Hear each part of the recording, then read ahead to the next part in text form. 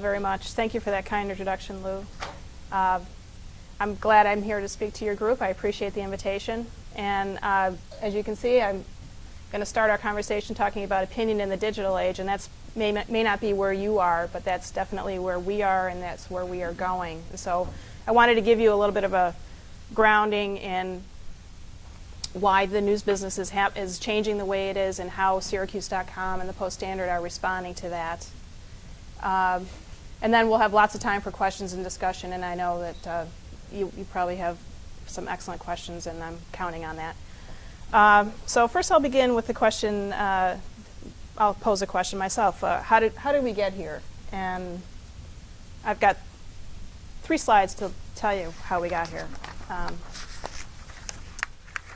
I started in the news business in 1985, which was a long time ago now that I think about it. I worked at a small paper in Saratoga Springs, and on my desk I had a rotary telephone, a phone book, a dictionary, and a Rolodex. And now I have this and this. This is my kit. And this is the kit for all of the journalists at the Post-Standard and Syracuse.com. If I wanted to research a story, I went over to the filing cabinet where there were clippings from the newspaper that our librarian had laboriously clipped up, called the clips. And I would read about a topic, our previous coverage of a topic, and then I would, that's how I learned about how to report a story. And now, with the internet, it's at my fingertips. The archive is on Syracuse.com. I could find an expert in almost anything by Googling it. I could find a map to show me where to go. As you all know, the internet, as it existed then, was just a thing for the Defense Department. But when it became a consumer thing in the 1990s, it changed everything about information. And this changed everything about information on top of that. So we call that a disruptive innovation. And that disruptive innovation disrupted the news business in a big way. You didn't need to have a printing press anymore. You didn't need to have a big staff of journalists. Anybody could become a publisher. And anybody did become a publisher. And the internet essentially broke the financial model for newspapers, which depended on advertising. The advertisers followed the eyeballs. The eyeballs are on the internet. Advertising on the internet is much cheaper than it is in a newspaper. And so that severed the bond between advertising and print, and the news business took a nosedive. So here's a chart that shows inflation-adjusted newspaper advertising revenue from 1950 to the current time. And you can see that it was Fat City right here when I was in the beginning of my career. Up, up, up. Profit margins were great. Newspapers are going gangbusters. And then around about, 2005, precipitous drop. So you can see the financial model isn't sustainable. Next, where are Americans getting their news? Once the internet took hold, news became somewhat of a commodity. It was, anybody could provide it. You didn't need to have a newspaper to get your national news. You could go to Google News and get your news.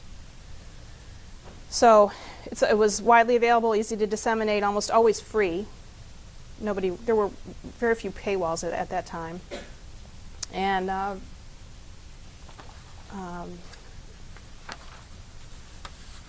in 2009, you can see the number of people getting their news from a digital source surpassed the number of people getting their news from the printed newspaper.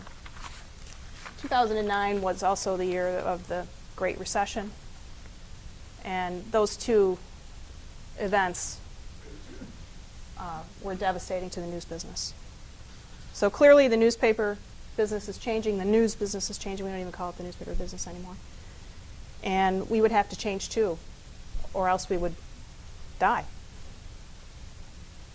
And here's the third slide.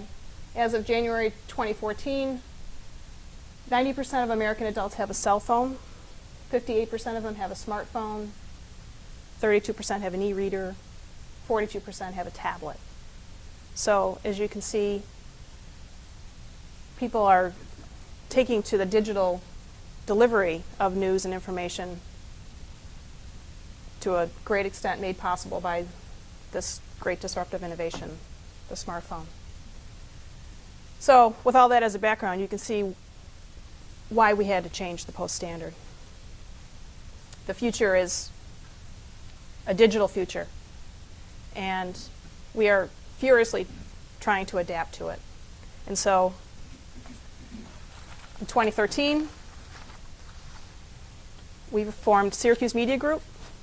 It's separate from the company that puts out the newspaper, called Advanced Central Services. The printing press people and the circulation people work for Advanced Central Services.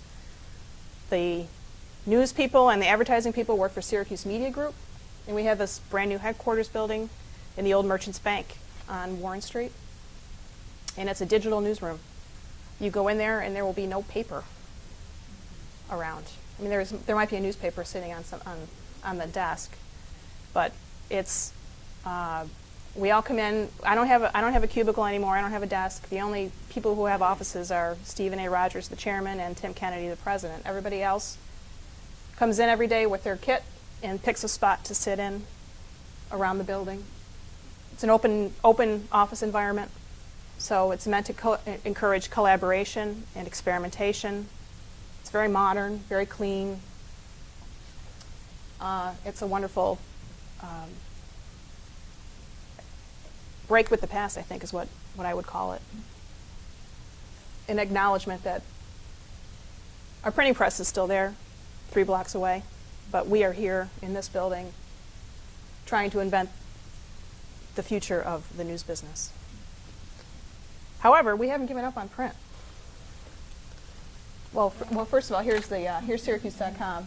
I mean, this is our main thing, Syracuse.com. And there it is on mobile. Our mobile traffic is our fastest growing segment.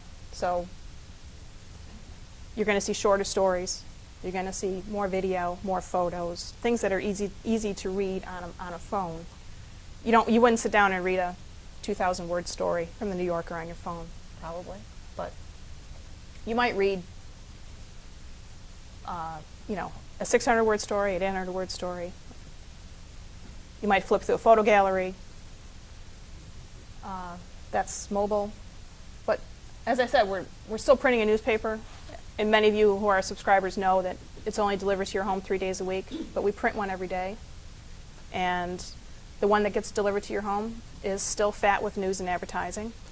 And we're hoping to keep that going as long as we can keep it going.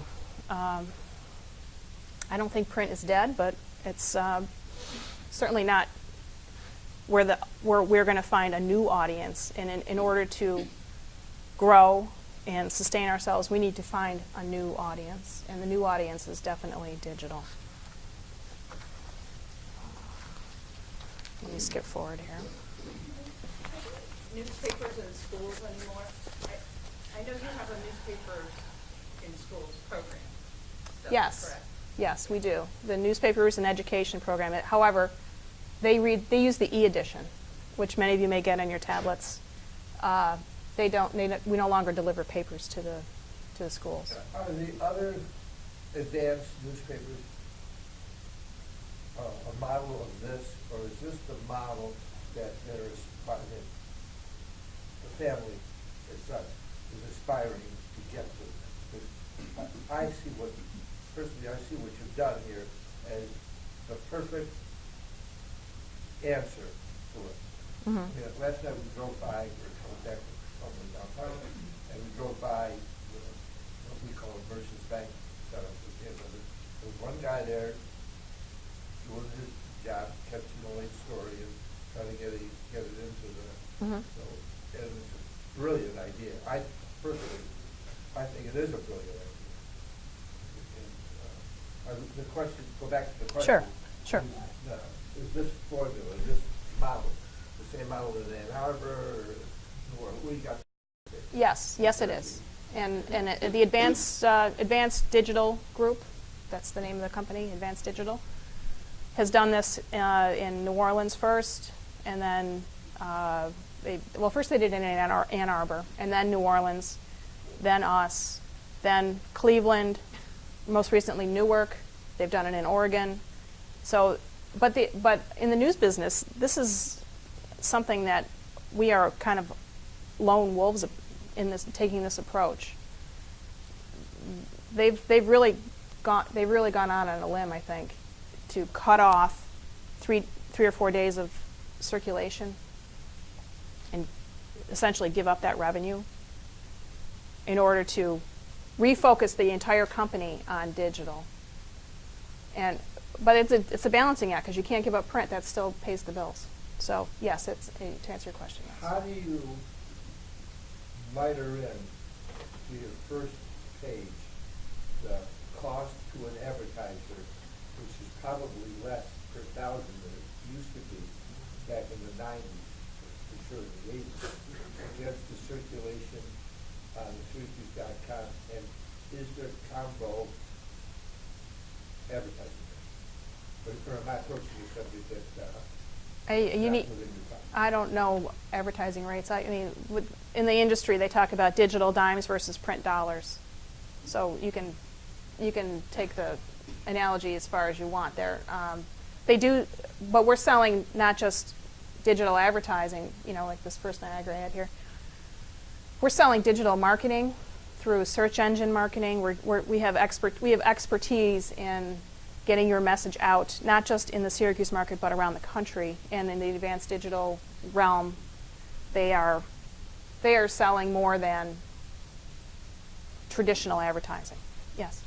Could you speak a little louder? There are a number of people who are having trouble hearing you. I'm sorry. Thank you for letting me know. In the digital world, we figure that people don't really know what editorials are all about. You can see it in print, that they are separate from the news columns, that they are an unsigned editorial. There's a masthead that shows who's who. But when you're looking at a digital audience, editorials are just out there free-floating in space, right? And so nobody really, well, maybe they know what they are, but we felt the need in January to explain to people why we write editorials, what the purpose of editorials are, and what topics we are focusing on. And so we produced a mission statement. Can you hear me now?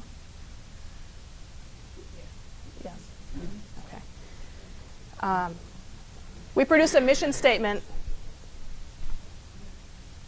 to tell people what we do and try to demystify the operations of the editorial board. And so here it is. And what we're trying to do is advocate for the best interests of the community and provide a platform for community discussion and all these other things that are listed here. And maybe that states the obvious for people who've read the paper for a long time and know what we do, but there might be a segment of our audience who doesn't really understand what editorials are for and why we bother. And so this is why we bother. How do you pick your team?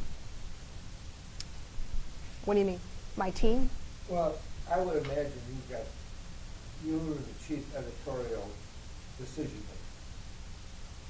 Yeah, you must have some people come into your office every once in a while and Marie, have you thought about talking about this, thinking about this, or you assign somebody to look into a subject matter and come back with some pluses and minuses, shorts, longs on the subject matter, so you can develop some sort of a continuity type of decision and opinion. What? You must think I have a huge staff. Wait a minute, I understand. I understand. I know there's 10 at the Times, okay? But I can't imagine 10 people, too. You and somebody else. Yes. And mostly administrative. No, we're writing editorials. Oh, okay. It's me and another person, Steve Carlick. We're writing editorials. We have the editorial board consists of Stephen Rogers, the chairman, Tim Kennedy, the president, Stephen Svengros, the vice president for content, who's the chief editor of the operation, me and Steve Carlick. And so, as a group, we meet once a week formally, but talk every day about issues that we think deserve an institutional comment, an opinion from our institutional voice, the we, the editorial we, the voice of God, the, and the institutional editorial remains the main thing we do, really. And so, how do we decide? We don't have a lot of time to go out and report. I can't spend 3 days figuring out what net neutrality means necessarily, but I will invest that kind of time in a local story like about 81 or so. Does that answer your question? I wanted everybody to get a fuller picture of what you do and how you do it, okay? Okay. As a local entity. All right. So the editorial board meets once a week. I bring them a list of topics that I think we ought to opine on. Things that are in the news, things that are coming up, something that requires, a major editorial like this. And so we discuss it. I propose a tack, an approach. We discuss it. I might modify that, and then either Steve or I go back to our table, and we write that editorial, and then circulate it among the group again, and then make changes depending on how they view it. How do you do, just technically, it's the things that the audience don't quite understand, but there is software today, SharePoint, for instance. I assume you've heard of SharePoint. No?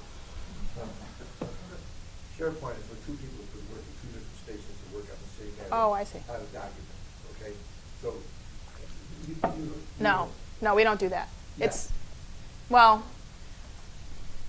Writing by committee is really hard. I don't know if you ever tried it. I personally am. In the back, I'm sorry. I would have identified that article as a news report.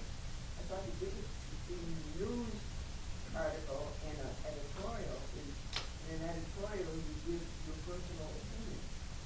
Right? Well, it's the opinion of the institution, not my personal opinion, but this is from the editorial page, and it says, in our opinion, and it was an editorial basically criticizing the State Department of Transportation for not having a strategy that everybody could understand about what's going to happen with 81. So it is, I mean, in the digital, let me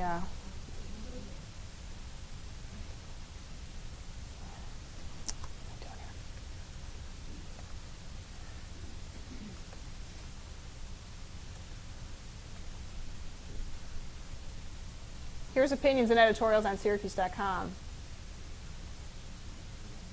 And, we label things. Editorial, commentary, letter, poll, trying to identify for people what it is that they're looking at. So yes, it's an opinion. Since the decision as to what the editorial decision will be is not made by just one person, how do 5 people agree whether you should have a tunnel under the road or you Right. should do this to the road? How do you decide? You can't get 5 people to agree on the time of day. Surprisingly, we reached consensus. Well, the editorials represented consensus, so we reach consensus, or else we don't write an editorial. Is it 3 out of 5, 4 out of 5? You know, it's really not contentious at all. I mean, No, but it still has to be. we still have to discuss it, and there may be. I wouldn't bring up a topic that I didn't think would fly, probably, unless I felt really strongly about it. But I mean, I think we are all of a similar mind about, you know, what we want to see happen in Syracuse. We want to celebrate it. We want it to grow. We want responsible governance. And so there's not a lot of discussion, but there's not a lot of conflict. Endorsement season might be a different story. How does the invitation go out to the candidates? You call them out, like I do, or how do you do that? Yes, I call them up. We call them up and we invite them in. And we say, we're having an endorsement meeting on such and such a day. Can you come? Yeah. So we invite the candidates in, and they usually are responsive because they still value the endorsement of the paper. Going back a little bit, I don't quite understand how media group, you call Syracuse media group, and yet you said media group did something in other cities too. Is it some overall media group that coordinates? Our corporate owner is Advanced Digital. The Newhouse family owns the Post Standard and Syracuse.com, and they also own papers in New Jersey, Cleveland, New Orleans, Portland, Oregon, Ann Arbor, Michigan. So it's a small chain, but it's a chain of media outlets that they own, and they have approached this. They've done this strategy in all of the markets that they have, including ours. So that's basically a new house strategy with the media group. Yes, it's a Newhouse strategy to do a local media group and to split the print and digital operations and create a new location for the digital operation and adjust home delivery and other, you know, ways of getting of producing the paper. Like in New Orleans, for example, they were only printing a paper 3 days a week to start, in the 3 days that were the home delivered days. And they've since changed their mind, and now they produce a tabloid every day for street sales because they realized that there was a demand for that. And they also have competition from the Baton Rouge Advocate, which moved in. Yes? When I read paper, I'm either doing it on paper or the other 3 days on facilities of the paper. Mm-hmm. So it's very easy to see what's an editorial and what's not. Just become an editorial page and 6. Here, when we have it on the Syracuse.com, we use the word commentary. Now, is that news or editorial? That's editorial and opinion. So it's commentary is opinion. And it may not be, and most likely isn't produced by us, but it is, you know, Washington Post columnist Charles Krauthammer, somebody from Slate magazine, you know, trying to cover issues that are in top of mind, but not produce local content. But it is editorial and opinion. And if you look at the page, at the top it says editorial and opinion. Opinion and editorials. So, I want to just quickly go through what it is that we're doing in opinion that's strictly digital. And you may not see this if you don't see the paper. I mean, if you only see the paper. If you're not looking at Syracuse.com, you may not see this material that we're producing. But opinion in the digital age is interactive. We want you to engage with the content. We want you to leave a comment. We want you to click on a poll. We want you to share it with your friends. We did this poll last week, asking people if they think euthanasia ought to be legalized in New York. How do you make people aware of this through features? Well, we hope they're looking at Syracuse.com. I mean, I come and speak to your group and say, look at Syracuse.com. There's all this great stuff on here.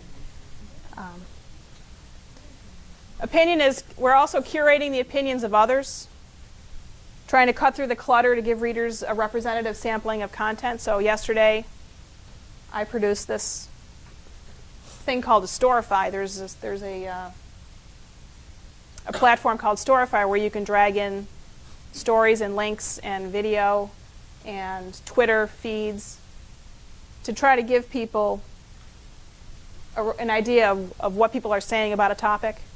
You may not have time to go out there and search for all that stuff, but that's part of my job, is to go out there and search for all of that stuff and to put it in a way that you can use it and sample it and create context around an issue that you might be interested in. We're also doing a lot of video, and in opinion, not as much as I would like with my vast staff, but we had a couple interns from the Newhouse Fellows Program from Syracuse University with us this past semester, and they did a lot of video for us. For example, they went out and asked people about the snow shoveling fine that was proposed by the Syracuse Common Council, and it wasn't too hard to find a bunch of people shoveling their sidewalk, and so it turned into a really deal. As Lou mentioned, we do editorial board meetings, and those are both at our instigation and more often at the instigation of others who want to come in and tell us about something, or they want us to editorialize on a topic, or they happen to be in town and they'd like to stop by. And Richard Hanna comes by every couple of months when he's in town. So we get people like Governor Cuomo comes not very often, maybe once a year.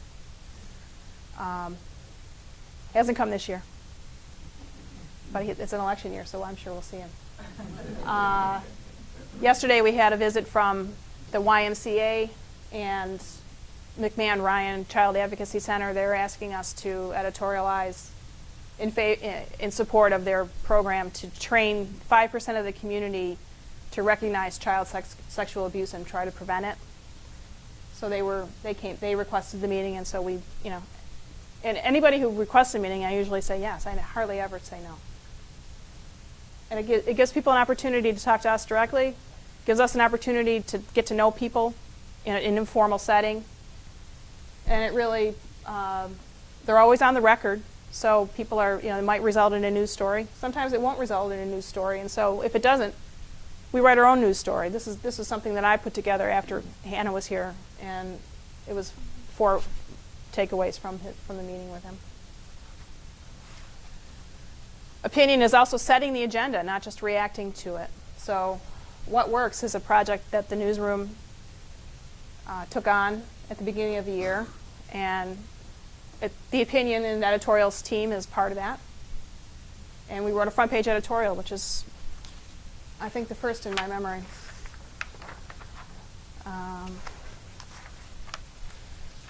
We also write some personal commentaries. My colleague Steve Karlik wrote a commentary when the Biggest Loser show moved him. He's got daughters, and he was concerned about how body image is being portrayed, and wrote a personal column, a byline column, which is unusual for the opinion staff, but that's not really an editorial board opinion. That's a more personal opinion. And we're doing data visualization. That's hard to say. Data visualization. It's a different way of looking at the world, literally. After the Syracuse basketball team was ranked #1, Steve Karlik and Antoinette Sue, one of our Newhouse Fellows, put together this map. We asked people, Orange fans, tell us where you are. And if you zoomed in, you'd find a lot in Syracuse, but look, you can find a lot in, there's somebody in Kazakhstan. It's just it doesn't have to all be doom and gloom. It can be kind of fun.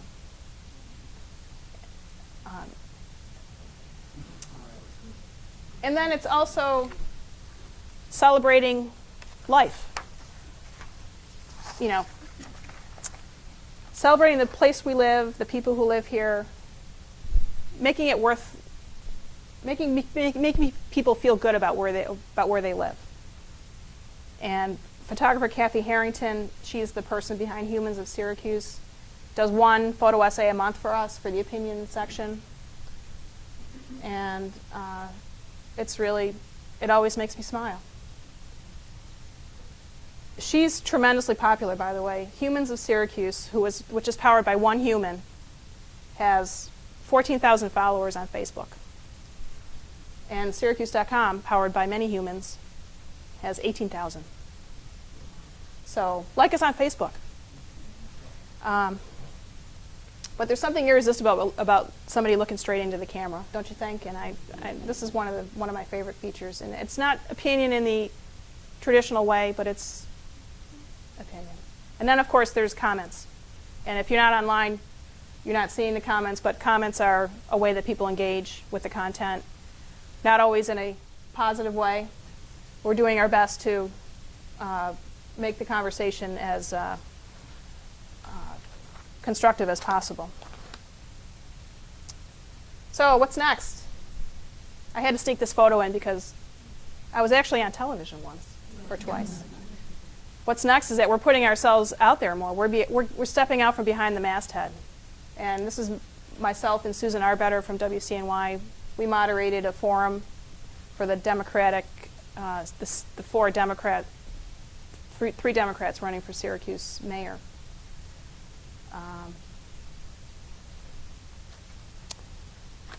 What's next? Opinion is everywhere. The line between news and opinion is blurry and getting blurrier. Data journalism is in. There are sites such as Nate Silver's 538, The Upshot from the New York Times, Quartz, which is a publication of, what is that? Quartz? Forbes? No, Atlantic. And some people really do want to deep dive into the news, and this data-driven journalism is the hot thing right now. These journalists are taking data that may be out there, and they are fashioning it into news. Yes. With so much coming at the individual, so much information, and so many different sites, do you think this is going to collapse under its own weight? I mean, your constituents, when you look at it and you say, well, these people are going to have this device in front of their face 24/7, we better feed them. Have you seen it? Have you seen people in a restaurant? Well, yeah. I mean, they do have it in front of their face. Well, are you afraid that we might be coming? We are becoming atomized, is what we're becoming. It is not. It is, and we gravitate toward the news that we agree with, and we shun the news that we don't. And I think that hardens people's political positions, and so I think it's going to become more and more difficult to reach consensus on anything, as people's own prejudices are, ratified by their choices in news. Right? Yes. Data-driven journalism, you got some other examples of that? I could, let's see. Right. Well, I think almost everybody's doing data. If you look at the Wall Street Journal does a lot of data journalism. The Washington Post has a new unit that does it. It's the popularity of Nate Silver and the New York Times really got that ball rolling. And then when he moved over to ESPN and started his own site, the New York Times replaced him with The Upshot, and many other media sites are doing that kind of thing. Right. So, yes.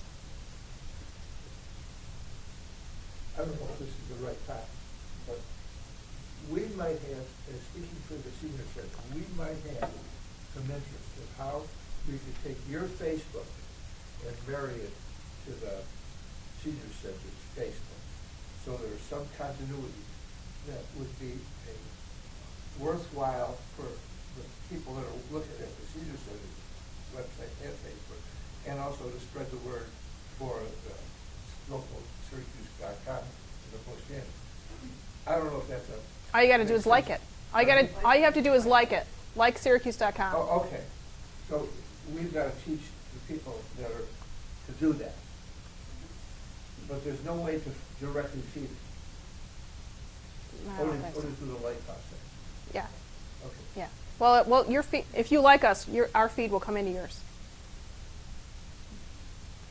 Then it's worthwhile bringing it up. At least anybody who's on Facebook here sitting. Yeah. Just go to that. Just like Syracuse.com, and you know, we don't bombard you with stuff every day. You know, like a million. How about you like us? Well, I will. Yes. I was thinking about the news, what your friends say. I always, after an issue, like to look at the letter to the editor. Mm-hmm. That's similar. Similar, yes. Reddit is a little bit different, where people vote stories up higher. Stories that people like get higher in the feed, and they get more attention that way. My 26-year-old nephew gets his news from Reddit and Twitter. He doesn't look at the newspaper, to my chagrin. Whoops. You're going to see more paywalls. Now, Lou mentioned that the Wall Street Journal and the New York Times charge money, cash money, to see stuff. So does the Buffalo News, after a certain number of articles a month. I don't think you'll see a paywall at Syracuse.com. So far, the advanced people believe that we want more eyeballs, not fewer. And I don't know about you, but when I encounter a paywall, I go somewhere else for that information. I keep searching. A paywall is you can't get in unless you pay. You need to subscribe. So, you know, Syracuse.com is free. Sites such as the Wall Street Journal, the New York Times, the Boston Globe charge money. And I mean, I like to make money. Journalism isn't free because the people who put it out don't work for free. At least I don't work for free. And if you want free content, then you may get what you pay for. So there's a real tension in the news business about where revenue is going to come from. The New York Times, for the first time last quarter, I think, got more revenue from digital than they did from the newspaper. They have over 700,000 subscribers. But the New York Times can do that because they have content that people are willing to pay for, and I am one of those people who's willing to pay for that content. I also think they've included that 700 into some people who get the newspaper also. I think Possibly. There's a little play with that. Maybe, yes. Just curious, would I find everything that's in the print edition, full standard, on Syracuse.com? Yes. In fact, it's on Syracuse.com before it's in print. No, don't do that. Except for coupons, right. Well, there is more content. There's more national news in the paper. There's also lifestyle news in the paper that may not be online. But all the local news, all the stories that the reporters write, all the editorials that we write, digital first, print second. And there's very little content that's exclusive to either one. I mean, some things don't work in print. Some things that work in digital don't work in print. You know, video doesn't work in print. Interactive graphic won't work in print. So on the one hand, we have an opportunity with the web to do things that we can't do in print that are going to engage readers and that print can't do. So when you send out a reporter, you send them out with your video camera, i.e. like this? Ah, you deviled me. This is it. They take video. That's their video camera. There's video. There's video editing software. An app. They shoot photos. This can become a hotspot, internet hotspot. So a reporter in the field could file from the murder scene, or Albany, or wherever. And many people want to work from home. I was in Chile a couple of weeks ago in Valparaiso, and the city caught on fire. And the only place I could get news that wasn't in Spanish was through the BBC. Mm-hmm. And they were asking people who were there to send them news and video Crowdsourcing. fire. So that was kind of fun. Crowdsourcing. You've all seen, maybe you remember the picture of when the plane landed in the Hudson River? That news broke on Twitter. Somebody on a ferry took a photo with their smartphone and they posted that photo on Twitter. That's what we're asking people. If you're at a news event, take a picture and send it to us. User-generated content is going to be the next frontier, probably. And here, this is my last slide. Nonprofits may save journalism, or maybe not. I don't know. But unless we can figure out the revenue thing, newspapers are not going to survive. And there are nonprofit outfits out there like ProPublica. Well, they're not nonprofit. Okay. They are for-profit. But they're underwritten by foundations and rich people. So they're not immune to the pressures of their funders either. So but it's an interesting mix, an interesting player in the news environment.